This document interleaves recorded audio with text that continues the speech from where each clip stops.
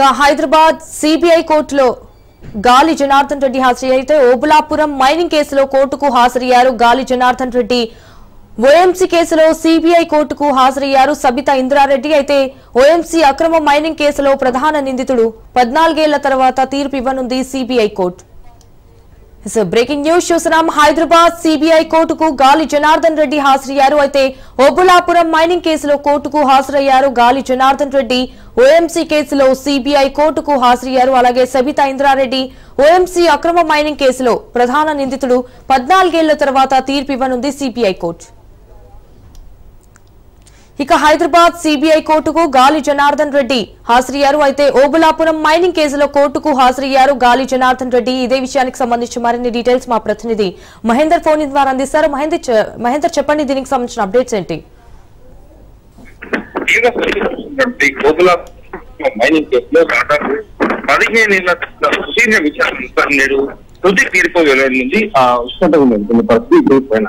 మరి ఇప్పటికే హైదరాబాద్ నాంపల్లి సిబిఐ ప్రత్యేక కోర్టు రోజు చేసిన ఇప్పటికీ గాలి జనార్దన్ అలాగే రావడం జరిగింది. మరి ఈ నేపథ్యంలో ఈ కేసులో నిందితులుగా ఉన్నటువంటి గాలి జనార్దన్ రెడ్డి, ఆయన వ్యక్తిగత సహాయ నాయకుడు అలీఖాన్, బేబీ శ్రీనివాస్ రెడ్డి, ఓఎంసీ కంపెనీ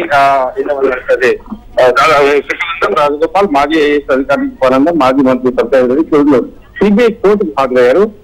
వీరిపై అంటే ఐపీసీలోని పలు సెక్షన్లతో పాటు అవినీతి నిరోధక చట్టం సిబిఐ అభియోగాలు కూడా ఉన్నాయి.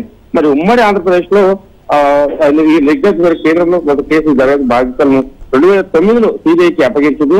మొత్తంగా ఈ కేసులో లోతైన విచారణ దర్యాప్తు జరిగిన సిబిఐ 2011లో మొదటి ఛార్జ్ షీట్లు అయితే కోర్టుకు సమర్పించింది. ఆ తర్వాత మిగిలిన ఈ నిందితుల పైన పలు అంటే మైనింగ్ సంబంధించిన అనుబంధ అభియోగ పత్రాలు కూడా దాఖలు చేసింది. మొత్తానికి 9 మందిని ఈ కేసులో నిందితులుగా చేతిగా విచారణ కొనసాగుతుండగానే నిందితులు ఒకరైనటువంటి లింగారెడ్డి అనేది మరణించాడు. మరో నిందితురాలైన ఐఏఎస్ అధికారిని జయలక్ష్మిని 2022లో హైకోర్టు ఈ కేసు నుంచి ఆమెకు విముక్తిని కల్పించింది. మరి ఈ కేసు విచారణను మే నెలలోగా పూర్తి చేయాలని సుప్రీంకోర్టు ఆదేశాలు జారీ చేసిన నేపథ్యంలో మరి సిబిఐ ప్రత్యేక కోర్టు గత నెలలోనే మొత్తం ఇరుపక్షాల వాదనలు కూడా ముగించింది. ఈ క్రమంలో మిగిలిన నిందితులపై సిబిఐ కోర్టు నేడు తీర్పులో వెలువడుతుంది. ఇంకో దశాబ్దాల కాలంగా నలుగుతున్నటువంటి ఈ కేసు ఎటువంటి తీర్పు వస్తుందనే దానిపైన ఒక ఉత్కంఠ అయితే నెలకొన్న పరిస్థితి కనిపిస్తుంది. Right Mahender, thank you for the updates.